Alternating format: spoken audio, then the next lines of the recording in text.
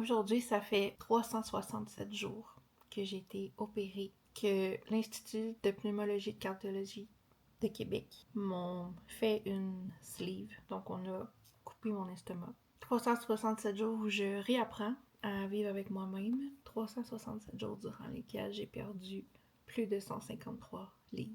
Le 21 juin dernier, ça fait 1 an que j'ai été opérée à l'IUCPQ de Québec. 1 an que j'apprends à vivre avec mon nouveau corps, que j'apprends à vivre avec mon nouvel estomac, ma nouvelle réalité de personne qui a à peu près jamais faim mais toujours froid. 1 an que je me découvre et me redécouvre. 1 an de haut, 1 an de bas. 1 an à me faire dire que ma paire de pommes me fait bien. 1 an que les gens autour de moi regardent tout ce que je mange et commandent tout ce que je mange et la quantité que je mange. Oh wow, t'as bien mangé. Oh, tu manges pas beaucoup aujourd'hui. Oh, t'as beaucoup mangé aujourd'hui. 1 an de tout ça. 1 an de nouvelle vie. 1 an où j'ai mis fin à une relation qui correspondait plus à cette nouvelle vie-là. Et il y a un peu moins d'un an où j'ai... développer une nouvelle relation avec une nouvelle personne qui correspond beaucoup mieux à cette vie-là. J'ai documenté énormément sur Instagram. Mon Instagram, la fille qui tripe sur Disney. J'ai fait un canal qui s'appelait l'Aventure bariatrique, dans lequel j'ai tout documenté. Ma diète liquide qui a commencé le 7 ou le 9 juin 2024, je me souviens plus exactement. J'ai documenté comment je me sentais, qu'est-ce que je mangeais, qu'est-ce que je buvais, qu'est-ce que je mangeais pas, qu'est-ce que je buvais pas. Puis là, j'avais envie qu'on en parle un peu plus en profondeur ensemble, de long en large, des impacts, de tout comment ça s'est passé. Il y a 1 an et 2 jours, j'étais à l'hôpital. À cette heure-ci, j'étais, je crois, en salle de réveil. Là. En ce moment, Ouais, il est 3h moins 10, donc j'étais pas mal à mon arrivée en salle de réveil. Processus toujours très difficile pour moi. Je suis vraiment pas... ça fait 2 opérations que j'ai sous anesthésie générale et les réveils sont très difficiles. Difficiles dans le sens où je me réveille pas. Je repars toujours dans les vapes à l'infini. Je suis pas malade ni rien, mais c'est quand même toujours un peu challengeant de me réveiller. Déjà, là, en partant, quand j'ai réussi à reprendre assez conscience, j'ai demandé à l'équipe de chirurgie quel type de chirurgie j'avais eu parce que moi, initialement, j'avais demandé la DBP, donc la dérivation bilio-pancréatique, ce qui fait qu'on coupe une partie de l'intestin et on attache l'estomac directement à l'autre bout d'intestin qui reste. Là, j'explique ça, je suis pas chirurgienne, ok? Fait que je fais ça très simple. Pour différentes technicalités, différentes raisons, il m'avait dit que j'avais un 10% de chance que ça ne fonctionne pas. Malheureusement ou heureusement, je sais pas. J'ai été dans ce 10%-là, donc à mon réveil, on m'a annoncé que j'avais eu une sleeve, donc seulement, entre guillemets, l'opération à l'estomac et non pas à l'intestin. Et la première pensée que j'ai eue à ce moment-là, c'est « Ok, parfait, je vais le faire par moi-même, c'est correct. » Donc déjà là, j'avais vraiment un mental comme vraiment fort. J'ai pas eu de grandes déceptions, j'ai pas eu de peine. Tu sais, j'ai une amie, elle me dit, t'as le droit de pleurer. Puis j'étais comme, non, je ressens pas cette émotion-là. Je suis correcte. Tu sais, je savais que c'était un risque. Je savais que c'était une chance, un risque-chance que, tu sais, ça arrive qu'on soit pas capable de me faire l'opération en tant que telle, puis que ce soit l'autre. Ben, c'est ça qui est arrivé, puis c'est correct. C'était correct. J'étais vraiment pas saine, mais zen avec ça, sereine. Donc, les premiers jours, mon rétablissement, ben, j'avais mon amie Gitane qui était à la maison avec moi pour me surveiller, donc je ne pouvais pas rester toute seule. J'étais quand même très affaiblie, là, je vous mentirais pas. Là. On mange pas beaucoup, on essaye de boire, mais comme il n'y a pas grand chose qui rentre, l'estomac est super fragile. Fait que mon menu principal, c'était les médicaments, en plus des injections qu'il fallait que je me donne. Tu sais, c'était un gros repos médical. Techniquement, j'étais pas supposée de voyager, tu sais, pour les 3 mois suivants. Donc, moi étant moi, je suis partie en voyage 6 semaines après. J'ai fait attention à moi. Et ça a été la dernière fois où j'ai fait un voyage à l'aide d'un triporteur. Par contre, cette fois-là, je ressentais pas la honte ou la gêne parce que je le savais, là, tu sais, que c'était ça ou pas de voyage. Parce que j'étais faible, j'avais vraiment pas l'énergie pour le faire, là, j'aurais pas été capable.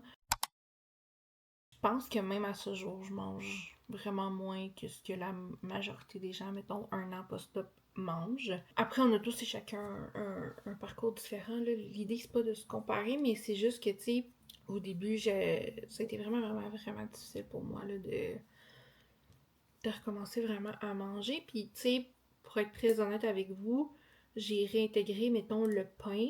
Normalement, ils nous le font réintégrer 2-3 semaines après l'opération, tranquillement. Moi, je l'ai réintégré il y a 2-3 semaines maintenant, là, comme presque 1 an après. Donc, j'étais presque 1 an sans manger de pain, sans manger de bagel. Puis, encore là, je me fais pas, mettons, des toasts, là. Je mange plus de bagels, ce qui est un petit peu plus ferme, donc un peu plus facile pour moi. Des pâtes, j'y viens de recommencer. J'ai recommencé peut-être en mai à en manger. Donc, 1 mois avant mon 1 an. Donc, il y a beaucoup de choses que j'ai réintégrées très, très, très, très lentement versus ce qu'on nous conseillait. Tu sais, normalement, après 3 mois, tout est réintégré. Moi, ça a pris comme 11 mois. C'était un choix personnel. J'avais quand même beaucoup peur que mon estomac me fasse mal. J'aime pas du tout la sensation quand quelque chose passe pas bien. Puis je ressentais pas le besoin de manger ces aliments-là. Donc, je suis allée à mon rythme, tout simplement. Tous mes suivis étaient beaux. Donc, j'ai eu différentes prises de sang à différents moments dans la dernière année. Là, je dois y aller dans les prochains jours pour mes prises de sang de 1 an.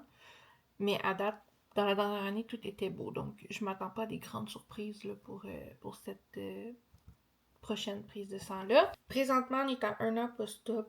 La laitue, peu importe que ce soit iceberg, romaine, ça passe toujours pas. Tout ce qui est steak, on oublie ça. La dinde, honnêtement, j'ai pas vraiment réessayé, mais la dinde ne passait pas. Le poulet, oui, mais pas la dinde. Puis là, il y a plein de gens qui sont comme, c'est bizarre. Oui, je comprends que c'est bizarre, mais moi, c'est ça qui se passe, là. Je peux pas l'expliquer plus que ça. Dans, je vous dirais, les comme 3 premiers mois, mes cuisses, mon ventre, j'avais beaucoup d'engourdissement. Puis au début, ça m'inquiétait vraiment beaucoup. Puis le chirurgien m'a dit que c'était normal, que ça arrivait quand on avait une très grande perte de poids rapide. C'est un nerf au niveau du ventre qui se retrouve à être soit dépogné de la graisse ou pogné encore un peu. C'est un peu bizarre, là, mais bref, c'est comme si c'était un nerf qui était comme mal squeezé. Tu sais, il savait exactement de quoi je parlais, puis il m'a rassuré tout de suite en me disant oui, oui, tu sais, t'as tel symptôme. J'ai dit oui, c'est exactement ça. Il dit oui, il dit ça. C'est juste parce que t'as perdu beaucoup de poids rapidement et ça va se replacer quand tu vas continuer d'en perdre puis que ton ventre va se replacer. Puis dans les faits, quelques semaines après, ça l'a complètement disparu. Ça m'est jamais réarrivé. Donc au début, ça me réveillait la nuit, là, tellement que c'était intense au niveau des jambes. Mais là, ça m'est pas réarrivé, puis c'est plus quelque chose qui est d'actualité, là. Donc, 1 an plus tard, ça, c'est terminé.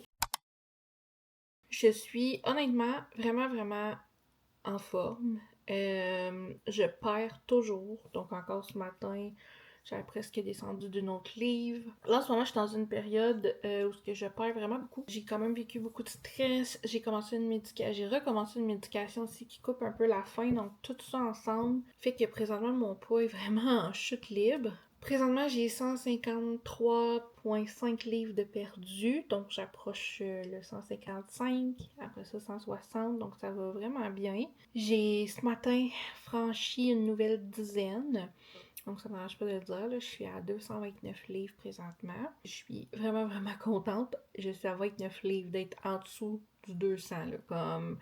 Puis je sens qu'à la fin de l'été, on va être probablement proche, là, en dessous du 200 si c'est pas le cas. Ça me rend vraiment, vraiment heureuse, tout ça. Je ne fais pas, tu sais, j'ai pas un plan de match au niveau de l'exercice physique, mais je suis beaucoup plus active que j'étais. Donc avant, par exemple, ça faisait au moins 2 ans, tu sais, que j'allais plus faire l'épicerie, puis je la commandais. J'aimais pas ça, je trouvais ça difficile, j'avais mal au dos, j'aimais pas marcher. Là, écoutez, je dois aller à l'épicerie 3 fois par semaine parce que, tu sais, j'achète en très petite quantité, puis c'est tellement un no-brainer, tu sais, c'est tellement plus quelque chose à quoi je réfléchis, tu sais. Ou des fois, dans une journée, tu sais, je vais aller faire comme différentes commissions, puis avant, j'étais plus capable de faire ça. J'étais plus capable de dire, bon, mais je vais aller au Walmart, je vais aller au Home Sense, puis après ça, je vais aller à l'épicerie, puis après ça, je retourne chez nous, puis je vais faire du ménage, puis c'était plus possible, là. C'était vraiment plus possible. Je sortais beaucoup moins, j'étais beaucoup plus isolée aussi. Ce qui fait que je pense que cette année, dans ma maison, tu sais, toute seule, m'a fait beaucoup du bien parce que j'ai pu doucement réapprivoiser tout ça. Tu sais, de sortir, d'aller dans les magasins, de recommencer à faire mon épicerie moi-même, de monter et descendre mes marches sans avoir l'impression que je vais mourir. Tu sais, j'en ai 8 marches. Là. Tout ça m'a mené, tu sais, à comme prendre des décisions pour moi, pour ma vie. Tu sais, vous le savez, je me suis séparée. Quand même 70% des couples qui ne passent pas à travers la chirurgie quand un des deux a une chirurgie bariatrique. Ensuite de ça, ben, c'est ça. Je me suis installée ici toute seule. Finalement, au début de l'automne, ben, j'ai rencontré mon chum. Et là, ben, la dernière grande décision qui honnêtement, je crois, vient beaucoup du fait que j'ai perdu tout ce poids-là, puis que je suis plus active, puis j'ai le goût de sortir, puis j'ai le goût de voir du monde, puis que tout ce nouveau rythme de vie-là, j'ai pris la décision de quitter ma maison, de partir, de retourner vivre à Montréal. Donc, je quitte la Mauricie, je retourne vivre à Montréal. C'est une nouvelle que j'ai pris, c'est pas une nouvelle, mais c'est une décision, pardon, que j'ai pris le temps beaucoup de réfléchir. Je savais vraiment ce que je voulais comme type de logement. J'étais pas prête à aller dans n'importe quoi, ni n'importe où.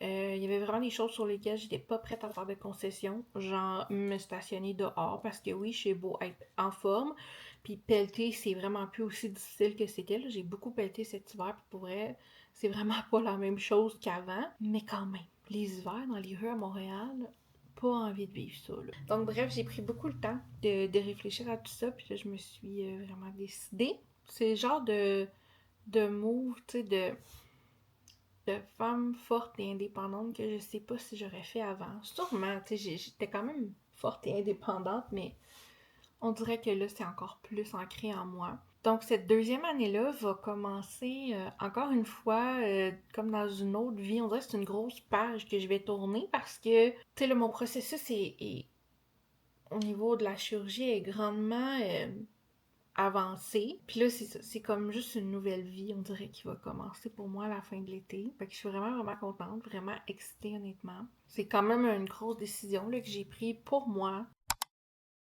L'autre réflexion que j'ai présentement, que je partage avec vous, que peu de gens savent, étant donné que j'ai pas pu avoir la DBP dès le premier coup, ils m'ont dit on pourra la faire en deuxième temps. Donc, je serais techniquement éligible à avoir une autre opération pour finaliser celle que je voulais initialement. Présentement, la vérité, c'est qu'il me reste environ un 70 livres à perdre. C'est beaucoup, mais pas beaucoup, sachant que j'en ai déjà, on va arrondir à 154 de fait par moi-même, un an. Oui, là, vous allez me dire, la chirurgie, c'est pas 100% par toi-même, mais comprenez ce que je veux dire. Je dépasse déjà les statistiques. Donc, tu sais, honnêtement, mettons, quand on a une sleeve, on perd techniquement entre 15 et 25% de notre poids. Moi, au dernier calcul, j'étais à 34% de perte. Donc, je suis largement au-dessus des statistiques. Ce qui fait que je sais pas si finalement je serai éligible parce que mon indice de masse corporelle, donc mon IMC, a beaucoup diminué, évidemment. Et pour avoir un deuxième temps, il faut quand même répondre à certains critères. Fait que là, je suis comme vraiment en deux dans ma tête de est-ce que j'approche l'équipe de chirurgie bariatrique en leur demandant si je peux avoir un deuxième temps? Est-ce que je fais un deuxième temps pour un 70 livres alors que je suis toujours en perte présentement? Une des conditions pour avoir un deuxième temps, là je parle toujours pour l'IUCPQ, ok? Les autres hôpitaux, je sais pas, là. Mais pour l'IUCPQ, techniquement, ce que le chirurgien m'a dit back in the days, il y a presque un an, c'est que ça prenait de la stabilité ou comme une reprise de poids. Moi, je suis loin d'être en reprise, je suis pas en stabilité non plus, je suis toujours en perte. Et normalement, pour un deuxième temps, il faut que notre IMC soit toujours en haut de 40. S'il est en bas de 40, ça prend une autre comorbidité, donc du cholestérol, du diabète, problème cardiaque, tout ce que je n'ai pas. Et là, mon IMC est à 42. Donc, je le sais que dans les prochaines semaines, je vais dangereusement, on s'entend, c'est très positif, approcher de certaines limites. Ce qui fait que, au final, je pense pas que je vais avoir de deuxième temps. Mon but initialement, ce n'était de ne pas l'avoir. Donc, moi, je m'étais dit, je vais le faire par moi-même. Et la prochaine fois que je vais être endormie, ça va être pour les chirurgies esthétiques. Je vous en reparle dans quelques instants. Je suis super à l'aise d'en parler. Fait que là, c'est comme de voir par rapport à ce que je suis, par rapport à ce que je pars encore, qu'est-ce que je fais. Probablement que je vais, quand ils vont me donner mes résultats de prise de sang, poser la question, puis essayer de voir qu'est-ce qu'il y en est, mais tu sais, je sais déjà que je suis pas en stabilité, j'approche la barre du 40 à grands pas. Puis en même temps, c'est une bonne nouvelle, là. C'est une belle nouvelle de se dire, bon, ben finalement, j'aurais pas besoin de refaire un processus pour perdre du poids. Je vais juste continuer à le perdre par moi-même et peut-être éventuellement juste arriver à mon poids que je veux, puis que mes prochaines opérations soient pour des chirurgies esthétiques.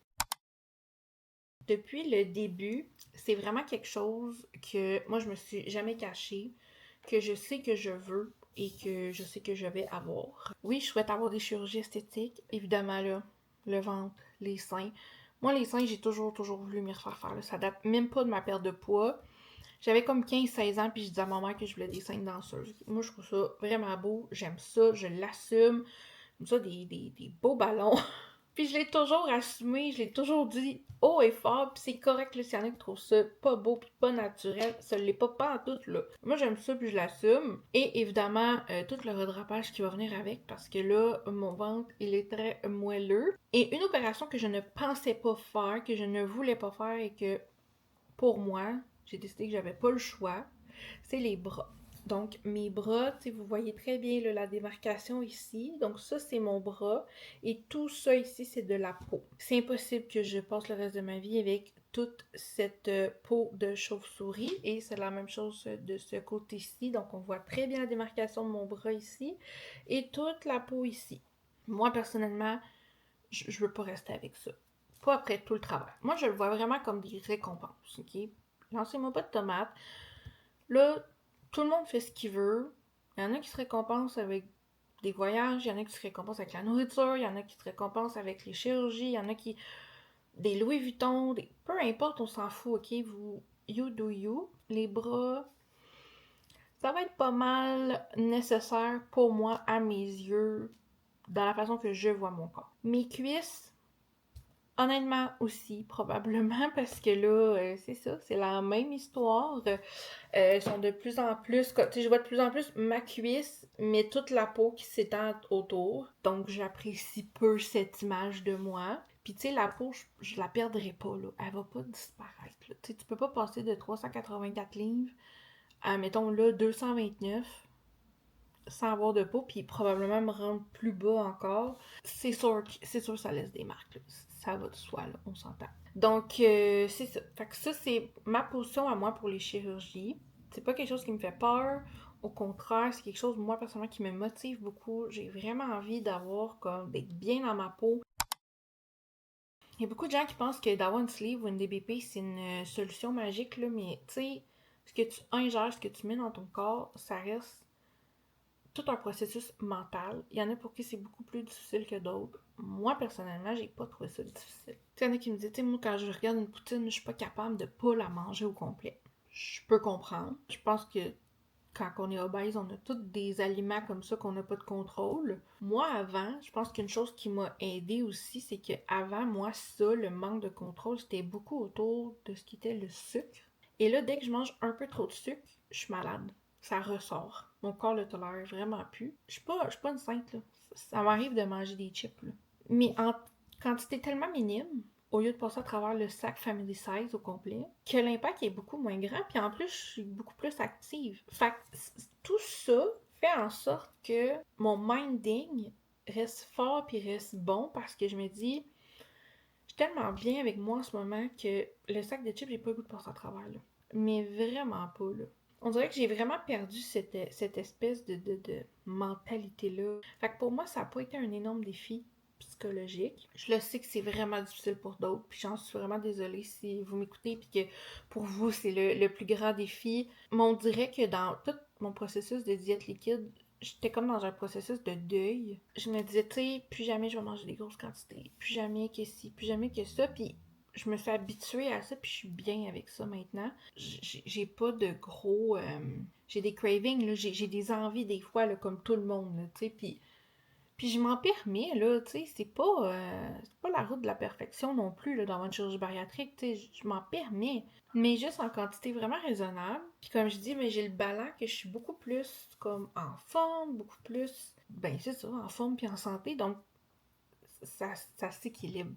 C'est que maintenant, je pense que c'est ça le mot, c'est que maintenant j'ai une vie beaucoup plus équilibrée. Fait que voilà, c'est là que j'en suis 1 an post-opératoire. Si vous avez des questions, je vous invite à les mettre dans les commentaires. Je pense que ça fait un bon tour de tout ce que j'ai vécu, par où je suis passée, mon processus mental, ce qui s'en vient au niveau des chirurgies. Je vais vlogger, tu sais, quand je serai rendue à ces étapes-là, je risque de faire la même chose, de vlogger, de le montrer. Je le sais que ça l'a quand même parlé à beaucoup, beaucoup d'entre vous. Là. Dans la dernière année, j'ai parlé à tellement de femmes, parce que c'est juste des femmes qui m'ont approché.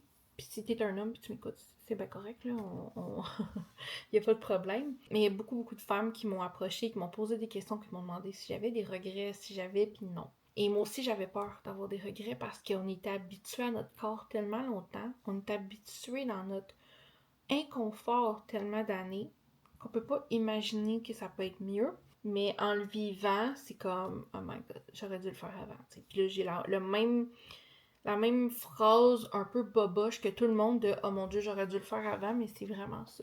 Chacun son processus. Moi, j'étais pas prête, j'étais pas là mentalement, j'étais très fermée au début, je voulais pas cette chirurgie-là. Finalement, j'ai décidé de me donner une chance parce que là, je trouvais que j'avais atteint un point de non-retour. Puis je voyais pas comment j'allais y arriver sans outils. Mais j'ai toujours vu ça comme un outil. Puis je m'étais promis à moi-même que si j'avais cet outil-là, j'allais tout faire pour maximiser cet outil-là. Je pense qu'à du 34% de perte, on peut dire que je l'ai bien maximisé. Fait que voilà, on est 1 an plus tard. J'ai perdu 154 livres, un petit peu moins.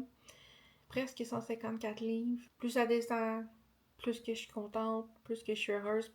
Puis malgré la peau, là, je veux dire, j'assume là, ma peau à 100%. Puis c'est vraiment drôle parce que quand il y a des gens sur les réseaux sociaux qui font des commentaires sur mon poids, tu sais, avant, ça m'aurait beaucoup affecté. Là. Ça me faisait de la peine. Puis, hey, aujourd'hui, là, quelqu'un qui vient me dire dans ma face que je suis grosse, je suis comme. Je suis encore ronde, là. Je suis encore grosse, là, qu'on se comprenne bien, là. Mais je suis comme, mais si tu savais d'où ce que je pars, mon cher. T'es un an en retard dans les nouvelles, là. Puis, tu sais, pour vrai, ça m'affecte pas, là. Genre, mais vraiment pas. Puis, la première fois, j'ai vu un commentaire, puis ça m'a surprise à quel point ça m'a pas, comme, affecté, parce que j'étais comme, bah, yes, c'est ça que tu penses, good for you, mais moi, je sais d'où ce que je pars, puis il n'y a pas de gêne ou quoi que ce soit à avoir, là. Voilà, c'est mon petit topo chit-chat avec vous de 1 an post-op. Je pense que dans la prochaine année, il va continuer d'avoir toutes sortes de vlogs. J'ai le goût de vous emmener avec moi dans plein d'aventures, parce qu'il y a quand même beaucoup de choses maintenant que je me permets de faire que je me permettais pas avant. On se revoit pour un prochain vlog, dans une prochaine aventure. Si vous avez des questions, laissez-les en commentaire. Peut-être que prochainement, je ferai un Q&A. Peut-être sur YouTube, on verra. Mais voilà. À bientôt!